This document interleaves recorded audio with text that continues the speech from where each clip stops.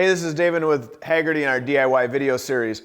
Today we're going to show you how to go through and bleed brakes. Now, our specimen of choice today is our 1950 Chevy pickup truck, which you should be very familiar with because we have done the engine as far as a red line rebuild, and we've had multiple red line rebuild updates relative to all the things we are doing to the truck to get it running and driving. If you are not familiar with those, go find them because it's cool. Now, bleeding brakes. A very, very simple task that will make you pull your hair out at times. So the key to it all is you're getting the air out of the lines, only fluid, because your brake pedal will be miserable if you have any air in the line, so it'll be soft. All right, so a real quick rundown of the tools that we're going to use today. So we're going to have some brake clean if we make a mess. It'll clean things up fairly well.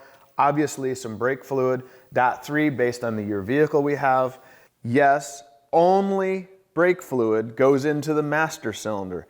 Now, if you're laughing at me because this is an obvious statement, you will be shockingly surprised at how many returns I would get in the engineering field with master cylinders and ABS units filled with everything other than brake fluid. They do not work well with anything other than brake fluid. Second I have is a bleeder bottle, someplace for the fluid to go into as we're bleeding. Actually need a funnel in this case, and you'll see why, because the master cylinder is actually underneath the floor pan on this vehicle opposed to up in the engine bay. We have a couple simple line wrenches, regular wrenches, two ways to close off the rubber lines if we need to diagnose an issue at a corner. And of course, lastly, a couple rags. And to get started, we're going to start on the left rear. That is the furthest away from the master cylinder. And then we'll work our way forward. So Jordan is going to man the master cylinder and the brake pedal. So he is going to push the brake pedal down when I tell him down. He's going to lift it up when I ask him to bring it up. And he's going to make sure that the master cylinder level stays, be somewhere between half and full. It's fine. All right? Ready. Here we go. Okay, now we're going to start back here on this left rear corner. Take my bleed bottle. Now this one here has a nice little magnet on it. Pretty handy. I'm going to stick that right on the leaf spring. Now, you take your rubber hose, stick it onto the end of the bleed screw. Now, two things to note. In our case, all of our hardware is brand new. Even on the brand new bleed screw, what I did is I put some Teflon tape and I wrap around the threads. Now, it does not need Teflon tape to seal and function. But what I use it for is while I'm bleeding the brakes, I don't have to worry about air coming in around the threads. So my air or fluid that's coming out of in through the line is 100% from the cylinder through the bleed screw and then into the line. I'm not gaining something from the atmosphere. Secondly, with a brand new hardware, I don't have to worry about these coming loose. Now, if you're working on something that's got rusted up, stuff on it, that's fine. It will come loose, but you may need to take a little bit of heat from a torch and heat that bleeder screw up red hot, work it loose, it'll come right out. I've very rarely had any that have been so bad that you physically cannot get them out. You can at least get them out with a pair of vice grips and then take that to the local auto store and buy a new one so it has a good hex on it still. All right, so with that, I'm going to have Jordan push the brake pedal down, and then when he does, after it's down, he's going to tell me that it's down, then I'm going to crack open the bleed screw. Now, probably the first 8 or 9, you may or may not get any fluid coming out because you have to remember these are all brand new lines in our case, so it has to fill the complete line from the master cylinder all the way down the side of the truck, over the axle, and then to here. Now it's going to push some to each one of the brakes, but mainly it's going to all go here, if you will. It's just water flowing, if you will, and it's going to flow the least path of resistance, and that's going to be into this tube. All right, Jordan, go ahead and push it down. Down. Now I crack it open, and actually I can hear the fluid already. And I can actually see some, that was pretty quick, I'm amazed. Now, I did have this bleed screw open for a while. That is one thing you can do is, I'll call it gravity bleed, which means leave a bleed screw open, the furthest one away, and have fluid in the master cylinder and just basically let it sit. Now, over time, obviously it's going to start leaking out of that bleed screw, so have something down to capture it or just be ready to clean it up on the floor. All right, so now I'm going to close this. And it doesn't have to be super tight, it just needs to be tight so it doesn't gain any air when he lets up with the master cylinder.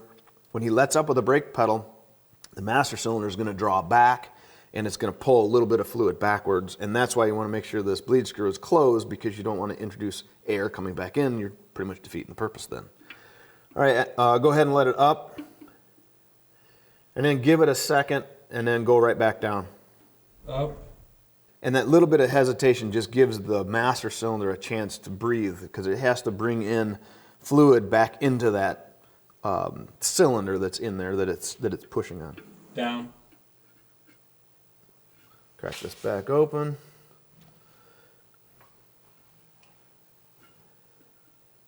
And I'd love to tell you, I'll go ahead and go up. I'd love to tell you you're going to do this for like 3 times and you're going to be done. You might do this for an hour. Honestly, it does happen. Now, usually if that is the case, you have some place where you're introducing air into it, or something's not right as far as where the master cylinder is at, where the bleed screw is, something along that lines. If you're into some sort of custom deal, that's more likely that maybe you don't have the bleed screw at the top. It can't get air out if it's at the bottom, because air obviously will rise to the top of the fluid. So that could be a problem, but that's not going to be in a, I'll say, a stock application. Go ahead and go back down. I'm refilling. All right. See? Key. He's paying attention to what that master cylinder is, because what happens is if that runs empty and the next time he pushes it, all he's going to do is introduce a big slug of air and we get to start all over, which is all fine and dandy when you're on the first one, but it's really aggravating when you're on the last one. So as much as I don't want to admit this, he's got a more important job than I'd have, because I'm just opening and closing this bleed screw. He's got 2 things to do up there. And he's my feedback when the pedal gets hard. Down. It was a little bit harder there. Yeah. You can actually see the line shaking as the air pushes through, because obviously it's under pressure. So go ahead and go up. Up. And you can go back down. Down.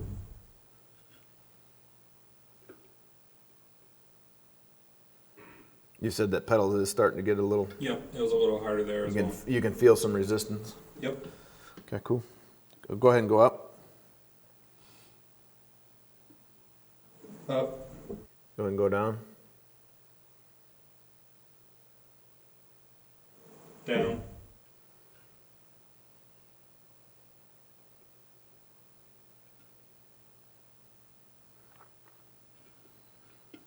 Okay. Go up.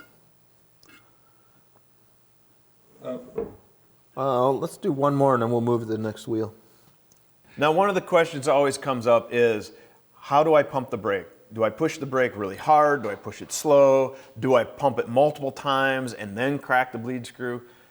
Quite frankly, do whatever works for you. Now, some of the theory though is if you do nice and slow, you don't aggravate the air that's in the lines, let's say, basically stir it up. Now at the same time, the function is if you pump it 3-4 times, you push it down the line further to the further to the brake cylinder, and then you crack it open. Again, it's whatever works.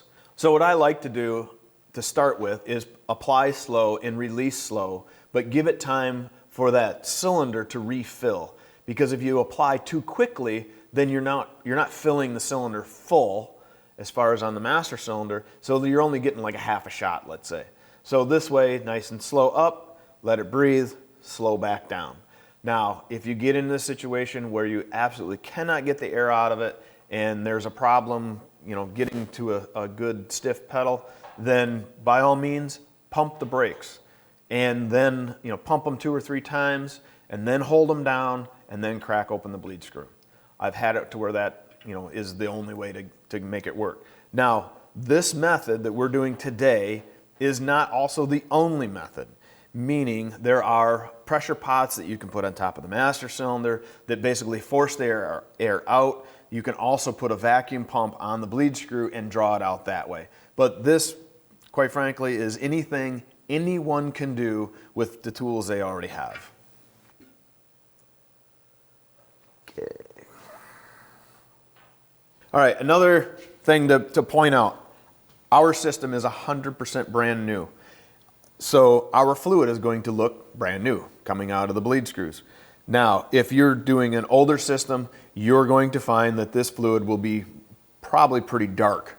Not only will it be just like a dark brown color, but it'll tend to even go towards black, because as the O-rings and everything in the system and the seals are wearing, little particles come off, and that's what causes the discoloration. And of course, heat can cause it as well. And then brake fluid absorbs water, so that is kind of where that brown color comes in. It's rust. And so one of the things is on systems as they age, it's a good idea to go through and flush them from a fluid standpoint, and you do nothing more than exactly what we're doing right now. You go through and you bleed through all the brakes until that color is clear instead of looking for bubbles. So as far as what that interval is, I'm going to leave it up to you, because it's the same old question of how long is a piece of string?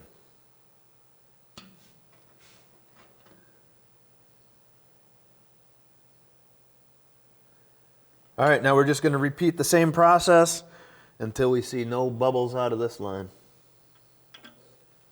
Go ahead and push it down.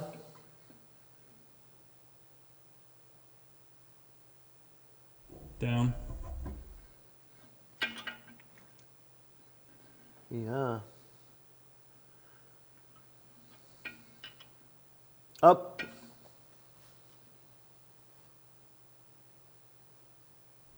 Up. Now, if you're curious if it makes any difference if you have a dual master cylinder, which would be 2 circuits, or a single reservoir master cylinder, which would be a single circuit, to bleed the brakes, absolutely no difference whatsoever, other than you have to keep 2 reservoirs full opposed to 1. No difference. Down. Down.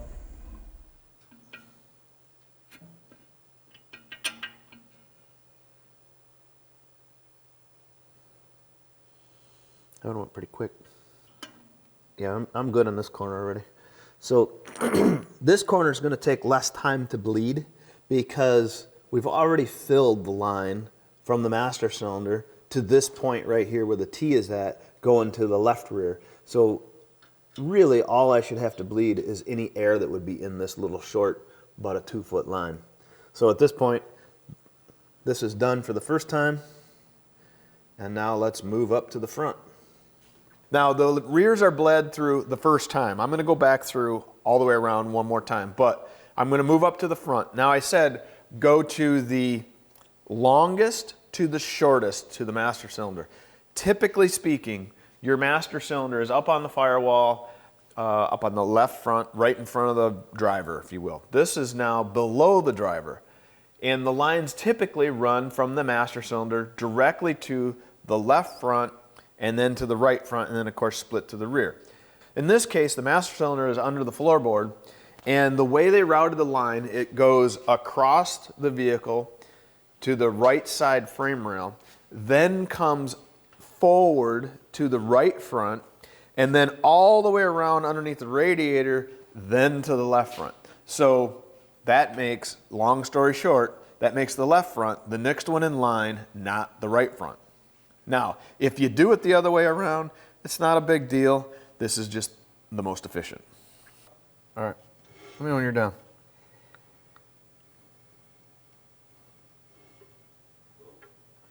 Look at that. Down. That was a lot harder.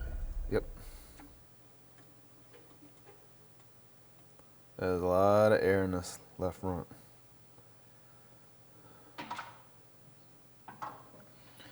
Okay, down, or up, I mean. Could hear it too. Yeah. Up. I like this hose, it's flexible and it bounces too.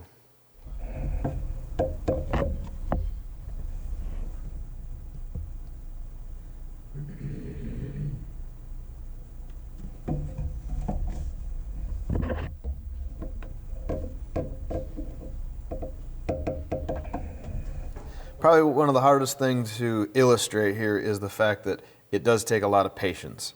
Now, patience meaning I might have one, pressure apply that I don't have any air coming out, and then the very next one I'll have it, and I'll have it after that, and then I won't again.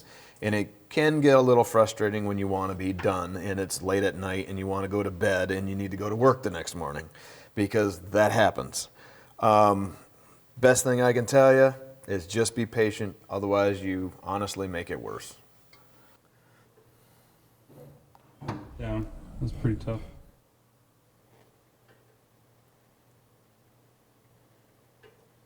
Yeah, still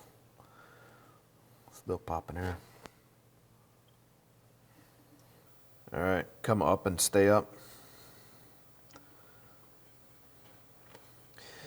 Now, the standard question is, how many times do I need to bleed this until I decide there's something else wrong? Well, it's kind of like the old saying of how many licks does it take to get to the center of a Tootsie Roll Tootsie Pop? Well, all of them. Because until you're to the center, you're not done. Now, with the brakes, what you do have to decide though is at some point, if you say, man, I can't believe I've been bleeding this brake for 2 hours and I don't have it done. That's obviously too long. It should take maybe 20 or 30 to get all pumps or applies to get the air out. Now, if you're at that point where you're like, man, I've been doing this a long time, I must have another problem. Well, start looking for leaks, obviously, at all your connections. Make sure it's not leaking here, not leaking up at this tube, at every one of the connections all the way through the system. Make sure you didn't ever run the master cylinder dry, because that would obviously induce air back into it and you're starting over, and it'll make it feel like you've been doing it forever. If you get to a point where you're like, all right, I don't know what my problem is. Do I have air in the system? Do I need to adjust the brakes? One of the things you can do then is actually pump the brakes. So if you pump them 3 or 4 times and the pedal gets progressively harder, then you know you have air in the line.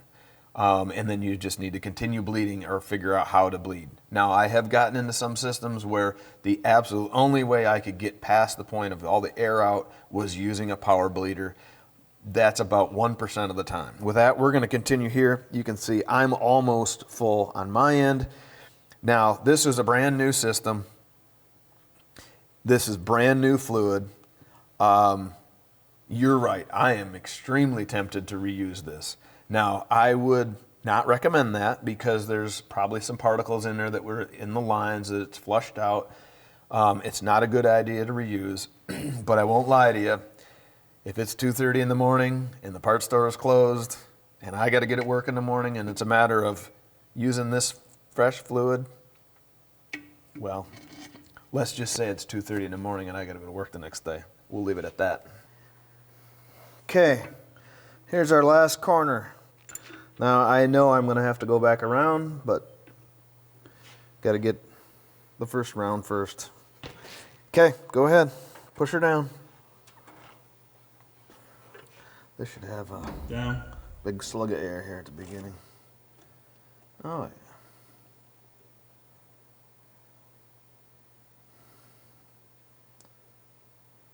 yeah. All right, up. Down. Down.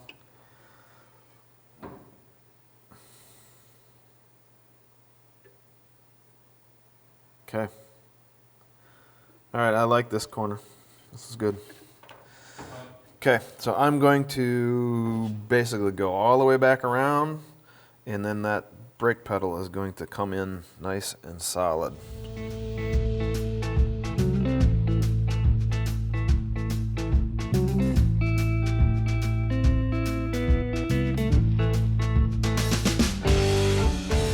All right, so I've walked all the way around the vehicle one more time and bled through each corner, and I still got a little bit more air out of them, but now I got to the point where I'm getting no air. I made a slight adjustment as far as on the shoe contact, like I mentioned. So now our pedal is pretty good. That's about what you would see. Now, granted, as we drive the vehicle, we're going to have to go through and we'll have to readjust the brakes on this particular truck just because of the age of and style of the drums. Now, on a normal vehicle, if you will, a 60s car, that will not be the case. All right, so hopefully that answered a lot of your questions relative to bleeding brakes. If you have any further questions, leave them in the comments, along with any suggestions for DIY videos that you would like to see, because we certainly will entertain those and do the best we can. Click and subscribe, hang out there, because we're going to have a lot more videos to come, both with the DIY series and with the Redline rebuilds. So until then, get out in the garage, get your work done, and go enjoy your ride. See ya.